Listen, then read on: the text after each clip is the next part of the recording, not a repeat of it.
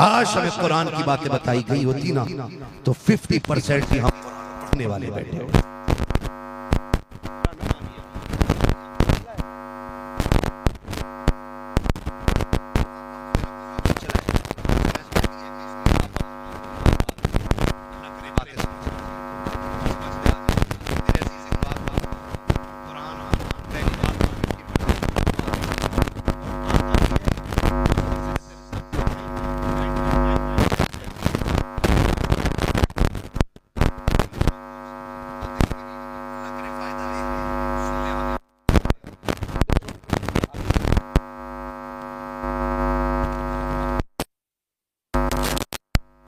हमारी कौम की कंडीशन हमारे पास सच्चाई नहीं है।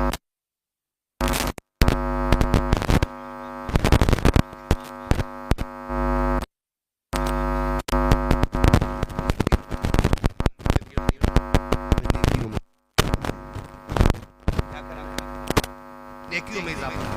आपको मैं बताऊं मेरे अजीज, कुरान कितनी अहम चीज है। पढ़ने की आदी बन जाओ कुरान पढ़ने की। कुरान वो किताब है जो कब्र में भी साथ देगा, हश्र में भी साथ देगा, पुलसिरात से भी साथ देगा, जन्नत के दरवाजे तक लेके कुरान जाएगा। फरमाया गया जो कुरान पढ़ने का आदी होगा ना, जब कब्र में लोग आखिरी तख्ता लगा के लौटेंगे ना, तो फरिश्ते आके कहेंगे उठाओ इसे, वो आके ना परों में ढांप लेगा और कहेगा सुनो अब तक इसने मेरा साथ दिया गया, आज से मैं इसका साथ देने लग गया।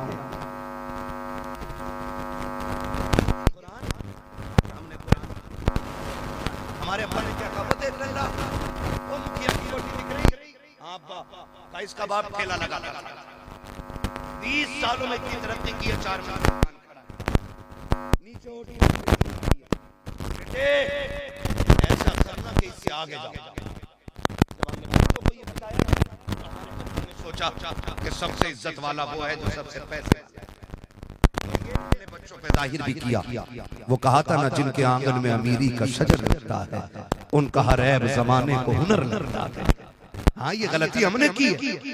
हमने बच्चों के सामने सेठ को आते देखा, खड़ा हो बेटे मुखिया आ रहे, खड़ा हो बेटे सेठ साहब आ रहे, 150 बीघे जमीन का मालिक आ रहा है, करोड़ों का बिजनेसमैन आ रहा है, लेकिन जब गरीब आया ना बेटे कुर्सी दे दो इन्हें। हमने गरीब को जलील करके बच्चों को ये दिखाया बेटे दीन कोई चीज नहीं, दौलत सबसे बड़ी चीज है, तुम्हें खुदा का वास्ता अपने बच्चों को ये कहानियां ना सिखाओ क्या कि अच्छा होता हमने अपने बच्चों को फकीरा धनिया सेठ की कहानी ना सुनाई होती, बचपन में अपने बच्चों को अबू बकर सिद्दीक का किस्सा सुनाया होता, फारूक आजम की बातें बताई होती, उस्मान गनी की सखावत के किस्से सुनाए होते, हैदर कर्रार की मोहब्बत बताई होती, करबला के शहीदों का दीन से प्यार बताया होता, उनके नेज़े पे चढ़ के कुरान सुनाने की बातें बताई होती, तो तेरा मेरा बेटा अमीर होता या ना होता मोहम्मद का गुलाम पहले बताना।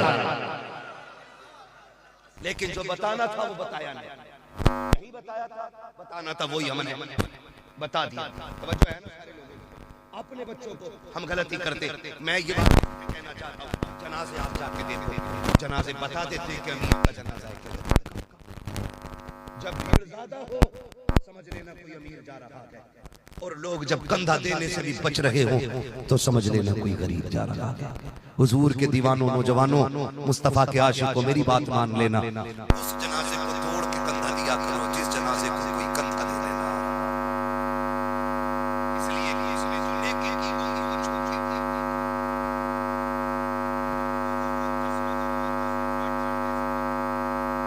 उसके जनाजे को कंधा दो जिसके जनाजे में कोई ना आए, ताकि कयामत में जब अमल खोले जाए तो तुम्हारे अमल में लिखा हो मालिक जिसे दुनिया ठुकरा रही थी उसे इसने सीने से लगाया था।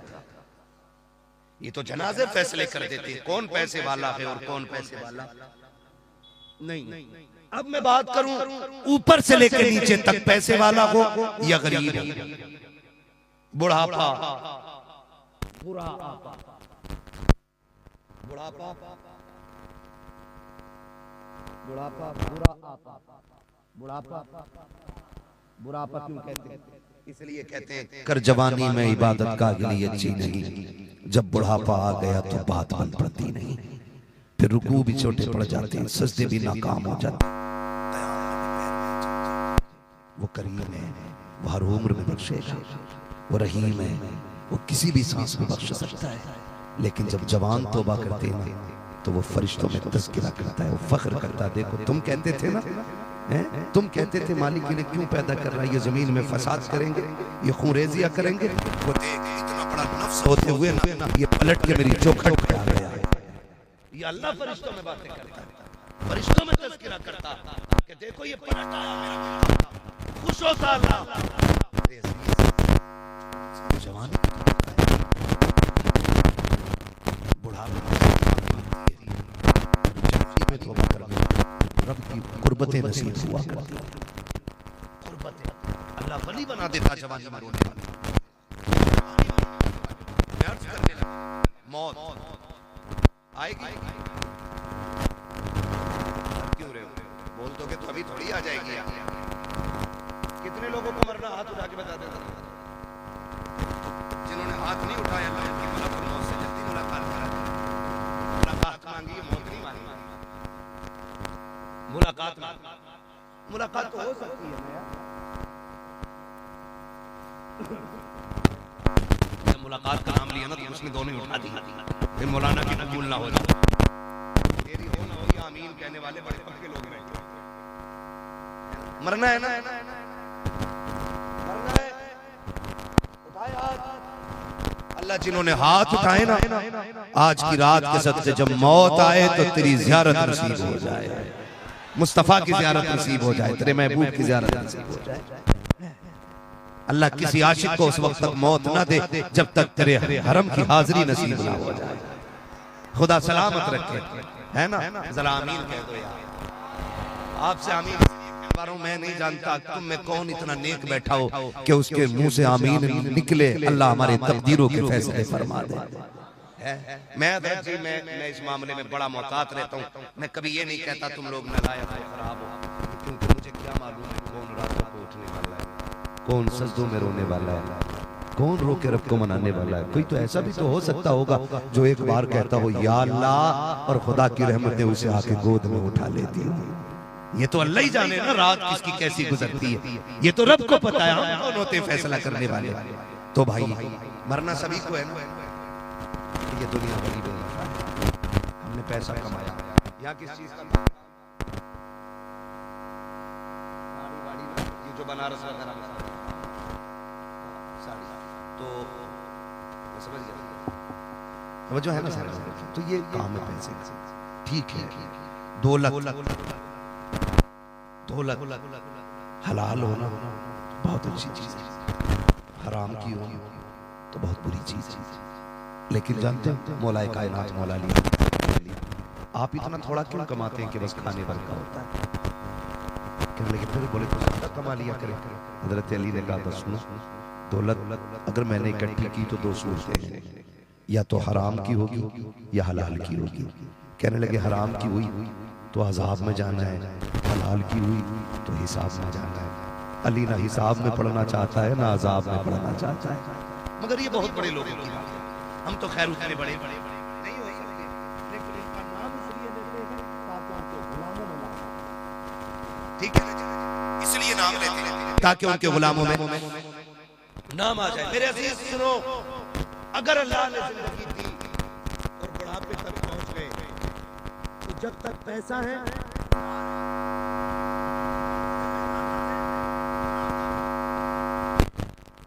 तो दोस्त आपके हैं, बदन में ताकत है तो यार आपके हैं। जिस दिन ये दोनों चीजें खत्म हो गई, जेब का पैसा, बदन की ताकत, न यार तुम्हारे होंगे न औलाद तुम्हारी होगी। फिर वो तन्हाई का सफर बड़ा मुश्किल होता है, बड़ा मुश्किल होता है। आप एक छोटी सी बात समझ जब आएगा तब समझेंगे, लेकिन उससे पहले एक जिम्मेदारी के साथ मिसाल दे रहा हूं। मोबाइल, जो लोग मोबाइल रखने के आदी,